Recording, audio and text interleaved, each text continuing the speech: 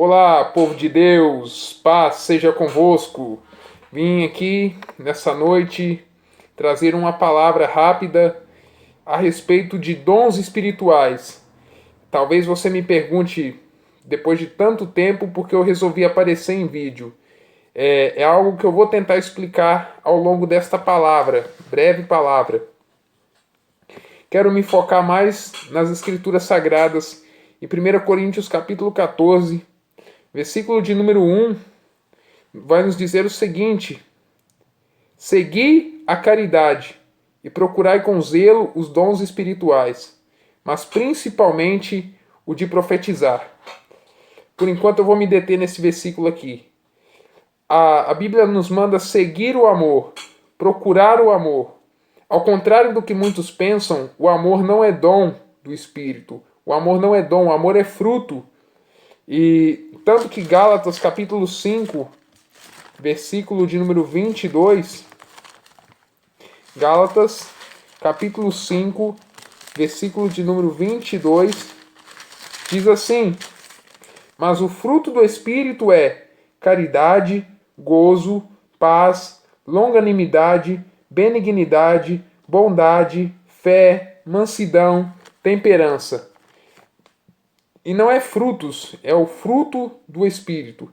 E entre esse fruto está o amor. O amor é um fruto do Espírito.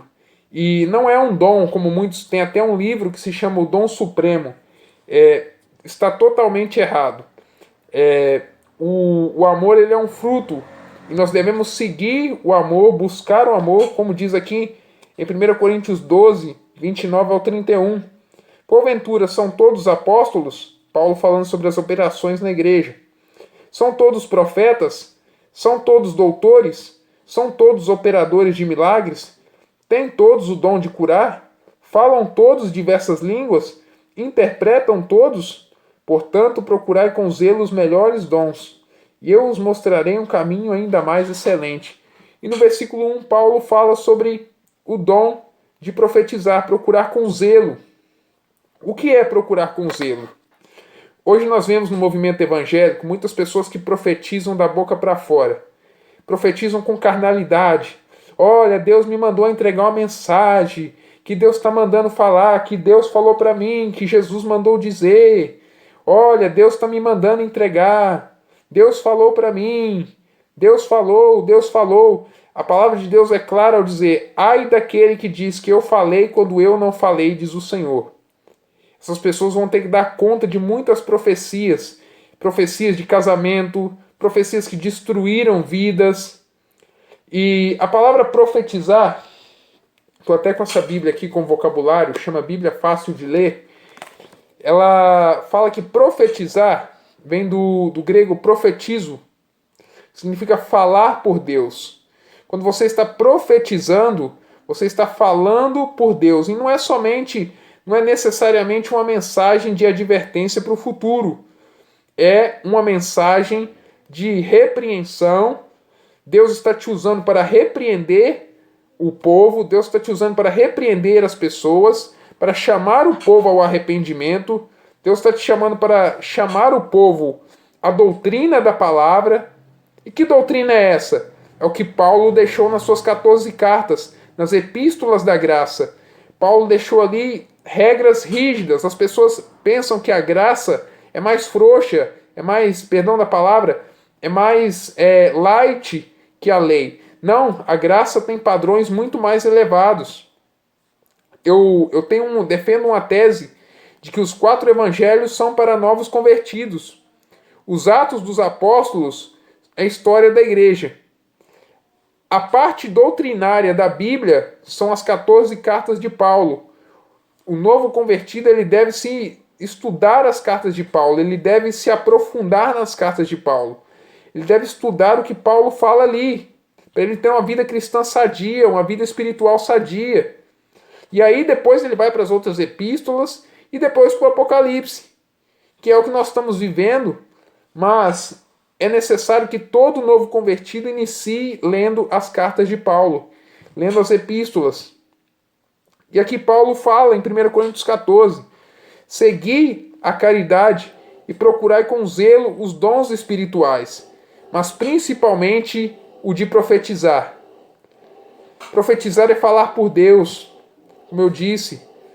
Você profetizar, você está pregando, ensinando, você está pregando, você está profetizando. E Paulo diz, aperfeiçoe esse dom. Aperfeiçoe esse dom, procure com zelo, se empenhe, estude. Busque, se é dom de profecia, de divinas revelações, busque. Não saia inventando profecia por aí. Mais de 1000 revelações num culto, como diz o evangelista Sandro Márcio do canal Sã Doutrina. Menininho pulando igual cabrito, tendo revelação, mais de 1000 revelações no culto, porque dá retorno. Eu cansei disso aí, porque no ministério onde eu congrego, tá cheio desses menininhos pulando. E tinha, né?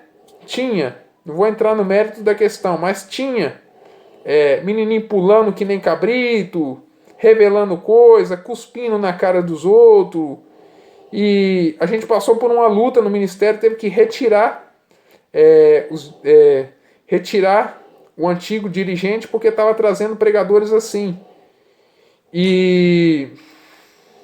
Mas não vou me deter nesse assunto. Mas só para dar um exemplo de que profetizar na carne só traz prejuízos. A profecia existe? A revelação existe? Existe. A profecia no Espírito existe? Existe. É o rema, é a palavra falada, é a Bíblia falada. Quando você fala o que está na palavra, quando você profetiza o que está neste livro. 2 Coríntios 4,13. E temos, portanto, o mesmo espírito de fé. Hoje eu até reprisei uma mensagem no canal. E temos, portanto, o mesmo espírito de fé. Como está escrito, cri, por isso falei. Nós cremos também, por isso também falamos. Você crê, você fala. Se você, Provérbios 18, 21, já ensinei muito. A morte e a vida estão no poder da língua, e aquele que a ama comerá do seu fruto. A pessoa fica falando, eu estou doente. Profetizar também. Falar algumas palavras, determinadas palavras, é profetizar seu futuro. Eu estou doente. Eu estou fraco. Eu vou morrer. Ninguém se importa comigo, ninguém liga para mim. Eu tenho que ir eu estou indo para o inferno. Eu mereço o inferno. Eu não mereço o céu.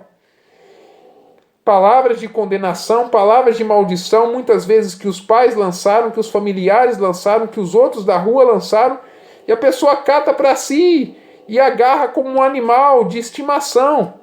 Palavra de maldição, de estimação. E agarra para si aquela palavra de estimação e profetiza derrota atrás de derrota. Quando Romanos 8:1 vai dizer que portanto agora, nenhuma condenação há para os que estão em Cristo Jesus. Não há condenação para você. Não há condenação para a sua vida. Você é mais do que vencedor. Romanos 8:37 diz que em todas estas coisas nós somos mais do que vencedores por aquele que nos amou. Filipenses 4:13, posso todas as coisas naquele que me fortalece. Você está profetizando, você tem que profetizar o seu futuro baseado na palavra. Procurar com zelo o dom de profetizar. Comece buscando o dom de profecia, profetizando o que está escrito na palavra. Comece a declarar na palavra. Comece a declarar, por exemplo, Filipenses capítulo 3. Capítulo 4, capítulo 3 ou capítulo 4. Filipenses capítulo 4, versículo 19. O meu Deus, segundo as suas riquezas, suprirá, diga em primeira pessoa, todas as minhas necessidades em glória por Cristo Jesus. E comece a declarar a palavra. Verdadeiramente Ele levou sobre si as minhas enfermidades e as minhas dores levou sobre si, e eu reputava por aflito, ferido de Deus e oprimido. Mas Ele levou sobre si as minhas transgressões e foi moído pelas minhas iniquidades.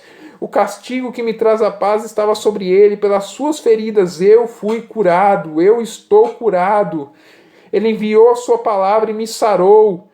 Está escrito, Senhor, que o Senhor enviou a palavra e me sarou. Eu estou curado, o Senhor enviou a palavra, Senhor, eu recebo a palavra de cura. Tua palavra diz que o Senhor é o Senhor que me sara. Eu aceito, Senhor, eu recebo a palavra de cura na minha vida, eu recebo a palavra da fé na minha vida. Confesse a palavra, Senhor Jesus, tu és aquele que me cura.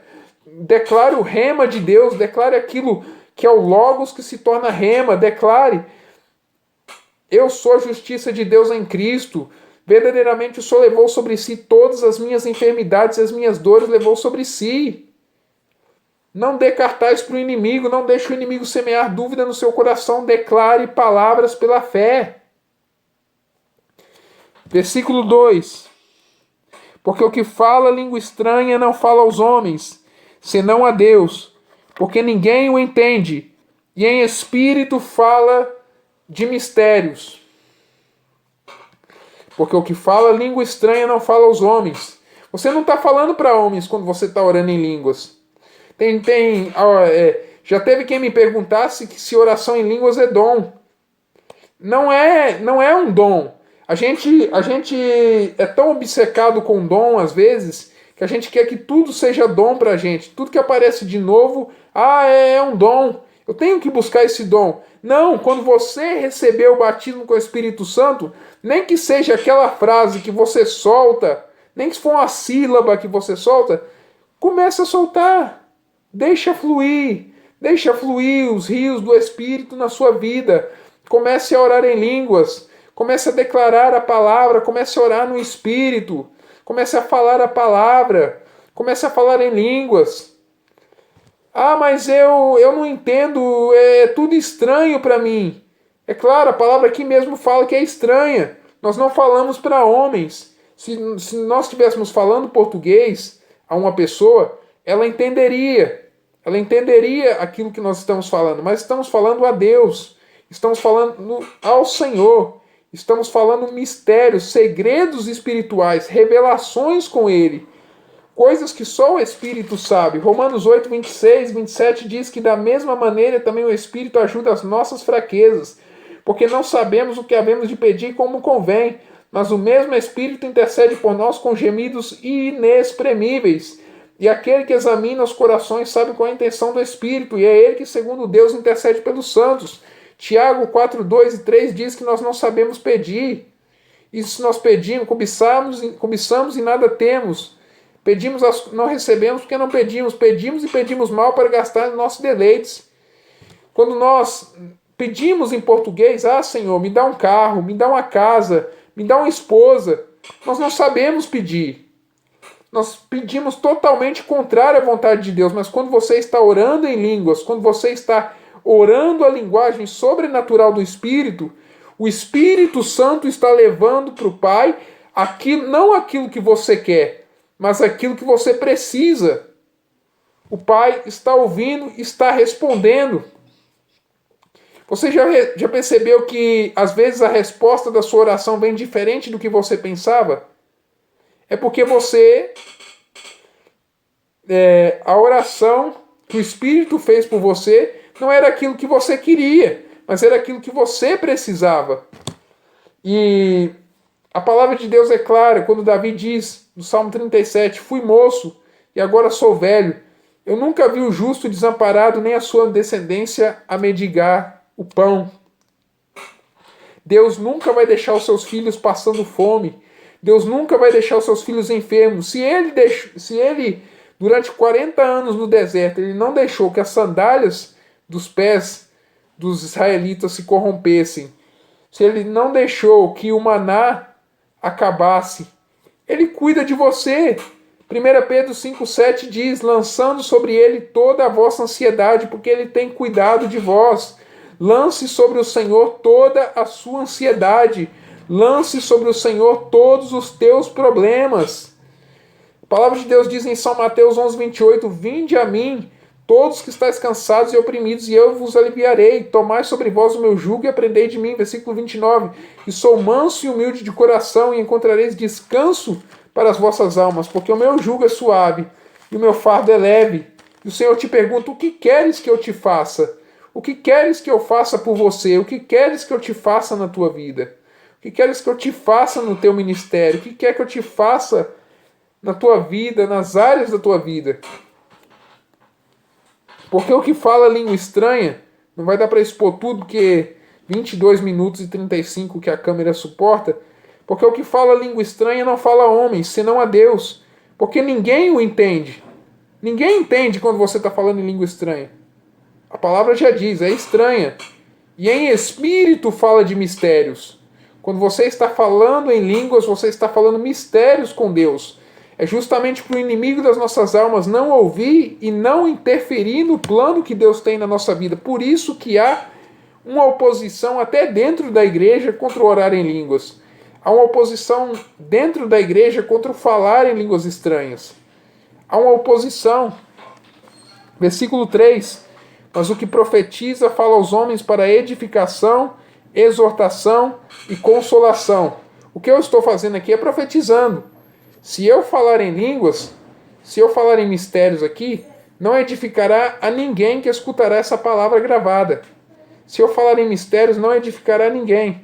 Mas se eu profetizar aqui, estou falando para edificação, estou te edificando na fé, te encorajando, te exortando, que é diferente de repreender.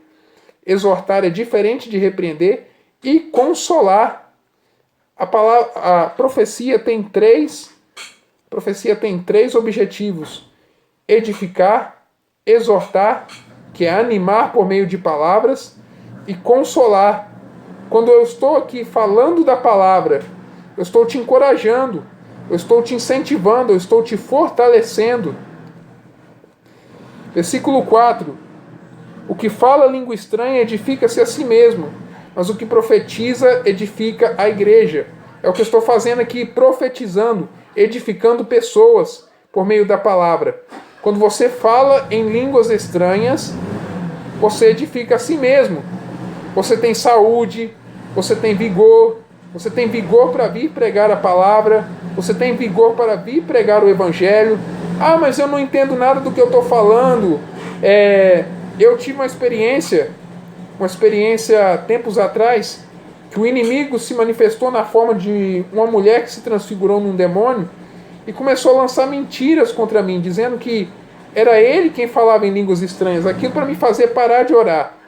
E eu comecei a parar, desanimar, a minha vida foi enfraquecendo, eu entrei em depressão terrível, eu entrei em depressão profunda. Houve quem falasse que as línguas que eu falava, não só dormindo, mas acordado, houve quem falasse que as línguas que eu falava parecia a língua de um macumbeiro. Sofri muitos ataques. Cheguei numa determinada situação que eu falava variedades de línguas no espírito. Eu comecei a falar algumas sílabas. Eu fui ficando desanimando. Fiquei várias semanas sem orar. Minha saúde piorou. Eu comecei a ficar debilitado. Então, quem fala em línguas edifica a si mesmo. Quando eu estou falando em línguas, eu posso vir aqui e trazer uma palavra para você. Eu me edifico na fé. Judas, versículo 20, diz: mas vós, amados, edificando-vos a vós mesmos na vossa santíssima fé, orando no Espírito Santo. E sobre a depressão, eu não vejo que depressão é demônio, eu não vejo que depressão é pecado. Elias teve depressão, e Elias foi o maior profeta que a nação de Israel já teve. Elias teve depressão, Elias sofreu. E eu creio que a depressão é uma doença da alma. É claro, a ansiedade e a depressão é falta de oração muitas vezes. Muitas vezes, não é todos os casos. Falta de oração, falta de jejum, falta de vigilância. Mas também a depressão pega cada um. A depressão pode pegar qualquer um, que ora, que não ora. E por isso que é necessário nós falarmos em línguas estranhas, nós orarmos em línguas, nós nos edificarmos na fé, na nossa fé santíssima. Eu disse que eu ia falar por que eu voltei a gravar em vídeo, mas hoje não vai dar. Vou ver se eu consigo ler algumas anotações que eu fiz aqui no versículo 20 de Judas. Quando oramos em línguas, o Espírito Santo nos ajuda a orar. Não sabemos orar como convém. Pega essas revelações para vocês. Romanos 8, 26. Nem pedir, certo? Tiago 4, 2, 3. Então o Espírito intercede por nós. Quem é guiado por desejos naturais nunca orará em línguas. Línguas vêm do Espírito. Orai sem cessar. 1 Tessalonicenses 5,17. Ore em línguas sempre. A oração em línguas é o combustível que faz a fé se mover. Nossa fé é fortalecida através da oração em línguas. Ela é o alimento que nos dá força para confessar a palavra. Usar de autoridade sobre os demônios, sobre as enfermidades, pois tudo isso opera pela fé. Encorajem uns aos outros a orarem em línguas. Uma andorinha só não faz verão, como diz o ditado. Cada cristão deve fortalecer um ao outro a orar diariamente de 15 minutos a 1 hora em línguas, ou vai da força e medida da fé de cada um. Romanos 12, 3. A oração em línguas fortalece o espírito, anula a alma e cura o corpo. Eis a razão porque o mal luta tanto para fazer os cristãos pararem de orar em outras línguas estranhas. Ore em línguas, e essa será a certeza número 1 de que você tem o Espírito Santo. Tradicionais honram a Jesus com os lábios, mas seu coração está longe. Deixo essas anotações aqui com vocês e volto a gravar em vídeo porque, primeiramente, eu não me adequei com o método que eu estava usando de gravação de áudio. Eu decidi gravar em vídeo novamente. Isso não anula minha vida cristã. Continuo sendo uma pessoa de oração. Continuo sendo uma pessoa de Deus que se dedica a fazer a obra de Deus. E também gostaria de falar uma coisa.